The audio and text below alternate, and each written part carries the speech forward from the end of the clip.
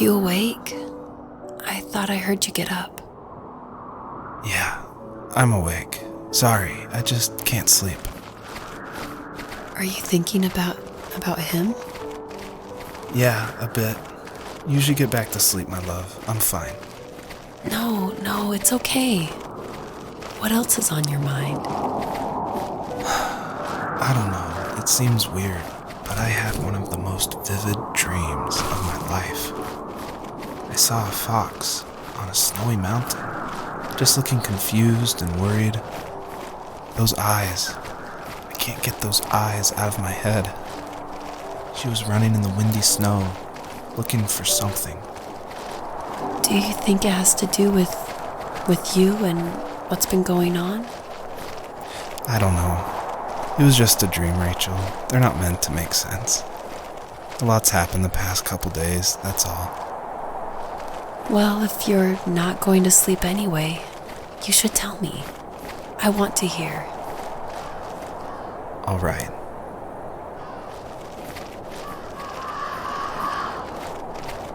So, not far from her home, she followed that path to something unexpected.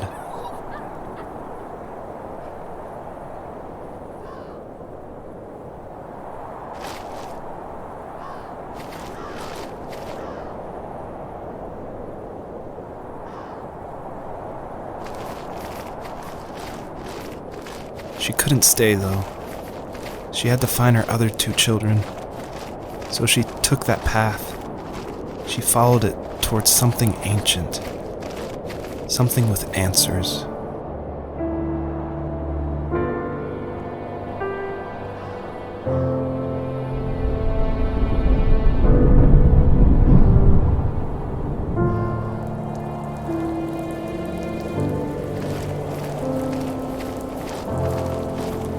The fox looked high and low, searching for any sign of her cubs. Points of light showed the way to this ancient tree. It was as if each one had a story to tell, all their own. The land was trying to tell my story, too. I felt like I was right behind her the whole time.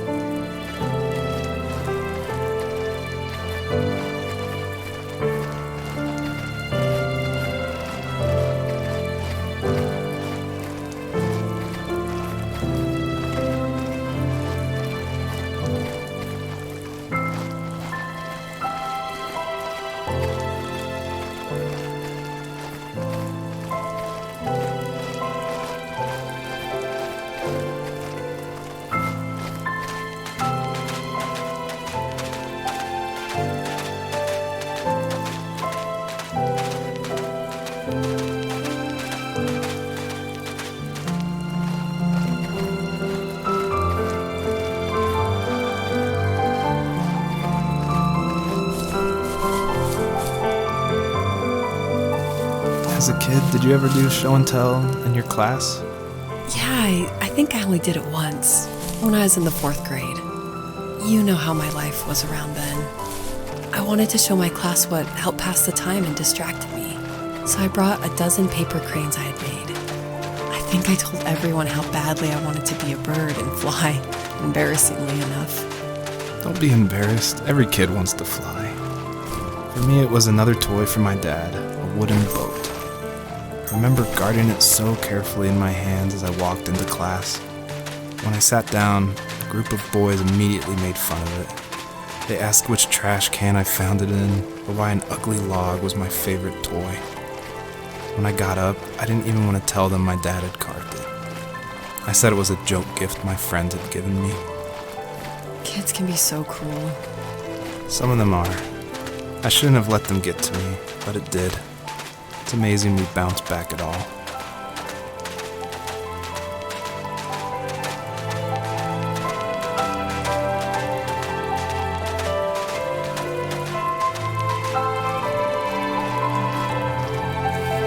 Do you remember what my dad did for a living? Wasn't he like a lumberjack? That's one way of putting it.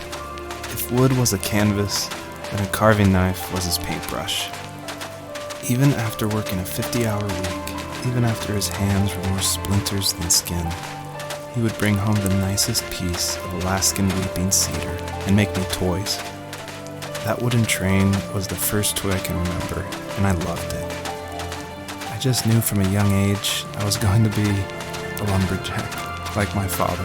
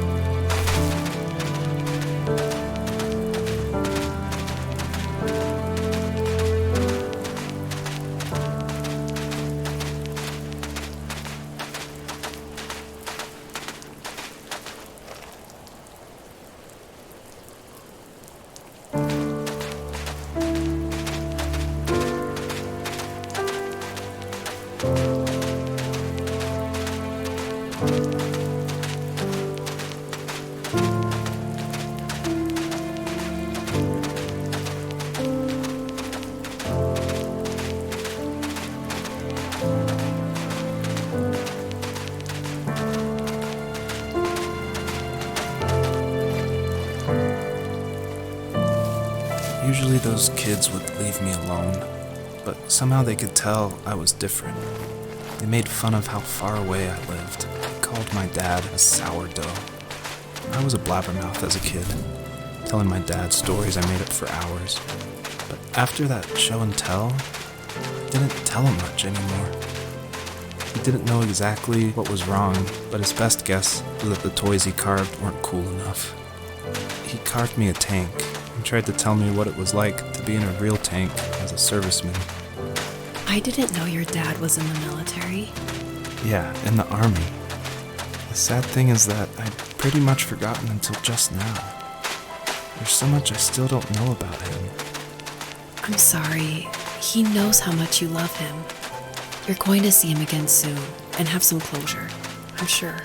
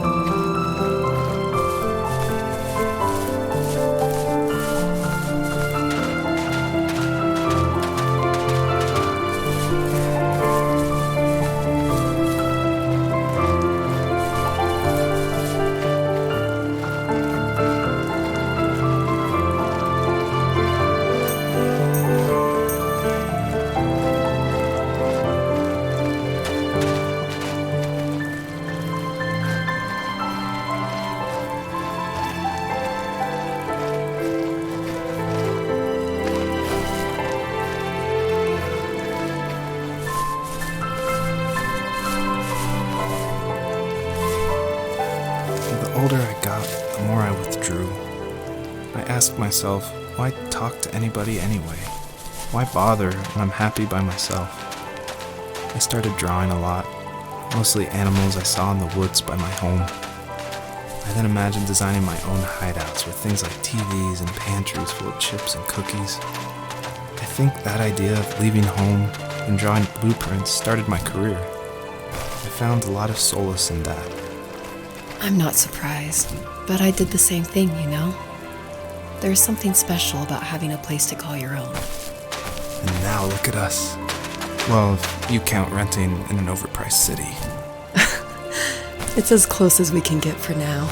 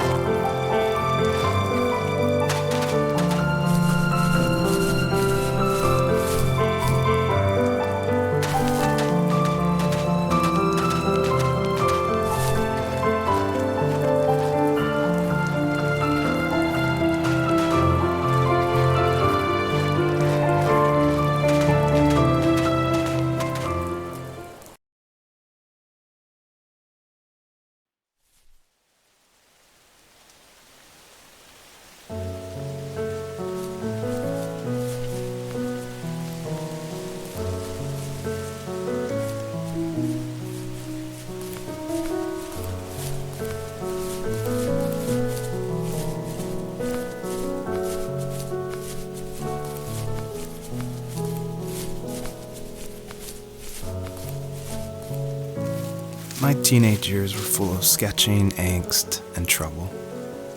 I wasn't popular or unpopular. Maybe just forgettable. I guess that gave me a sense of freedom.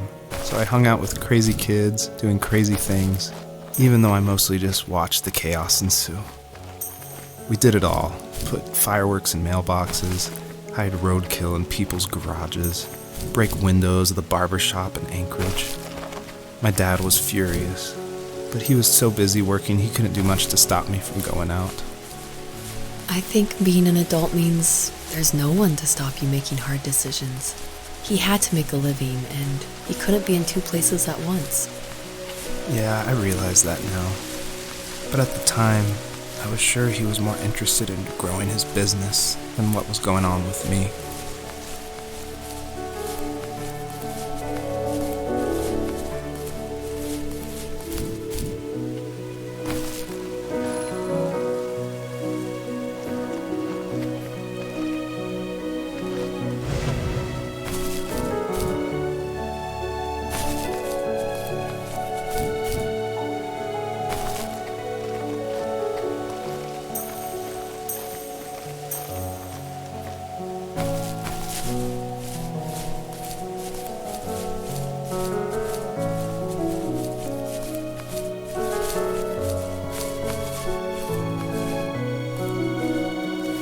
He was working another late night, and my friends were over, saying how bored they were and how they had come all the way out to my house for nothing. One of them mentioned how that old, ugly beyond belief truck was still in the garage, and how we should take it for a spin. I was only 15, so I kind of fought it for a while. The next thing I knew, we were careening around the mountain path, rocks spitting onto the sides of the cliff, while my dad's cringeworthy bluegrass blared out the speakers. I drove while my friends were in the back of that yellow and purple truck, throwing beer bottles and trash at anything remotely interesting. Felt like I was soaring in the air with borrowed wings. But all good things have endings. A cop outside of Eagle River pulled us over after he saw us in a bottle rocket into someone's yard. What followed was a long night of talking to disappointed adults and feeling smaller than ever.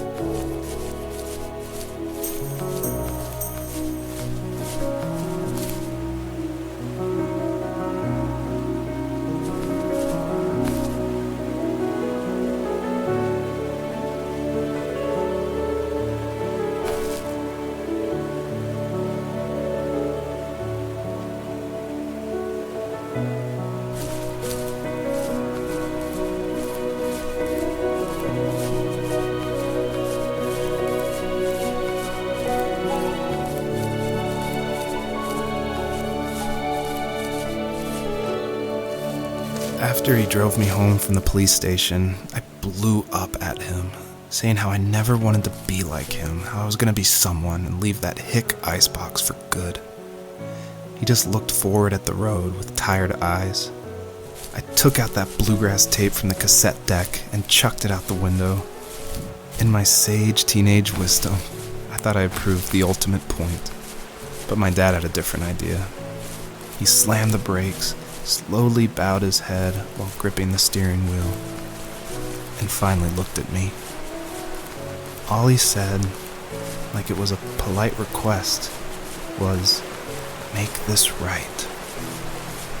I sat there in silence, fuming, but I eventually got out and combed every square inch of the woods, muttering profanity after profanity. I found it 30 minutes later, near a small waterfall off the road. I went back to the truck, put the wet tape back in, and sure enough it worked. We didn't speak another word to each other the rest of the night. Wow, I knew you were a crazy teenager, but... It's hard to believe, isn't it? It surprises me too. It's like I didn't really know who that kid was back then. I bet my dad thought the same thing over and over. It's almost like he was saying, "Make this right," to himself, more than to me.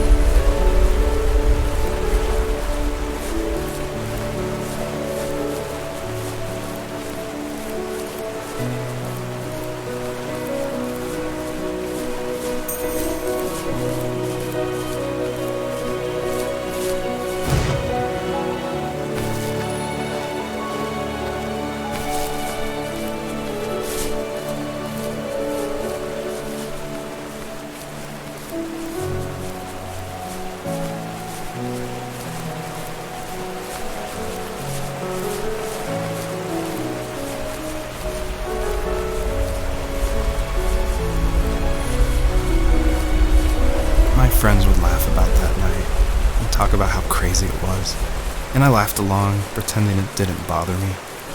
But it did. I imagined my friends growing old in the bush, unable to find that thrill in those godforsaken ice fields.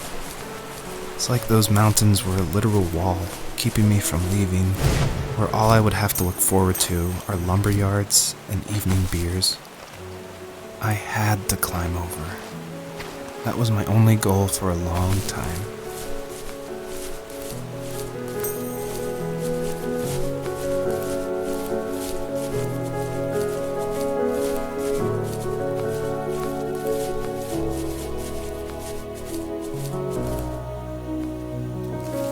If there was some way I could take my love of drawing and turn it into a way of escape, nothing would make me happier.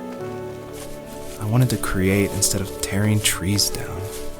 I wanted to move to the lower 48, not because I hated it there in Alaska, but I hated the idea of it. It's like all of that spite inside me had created this monster which followed me around my whole teenage years. I put so much energy into doing what others didn't expect of me. Why did I do that? There's one fact you're forgetting, though. If you didn't have that fire in you, we probably would have never met. You're absolutely right. Maybe the destination is all that matters in the end. But then why am I awake? Why am I seeing this fox go on her journey? And why can't I stop thinking about my dad?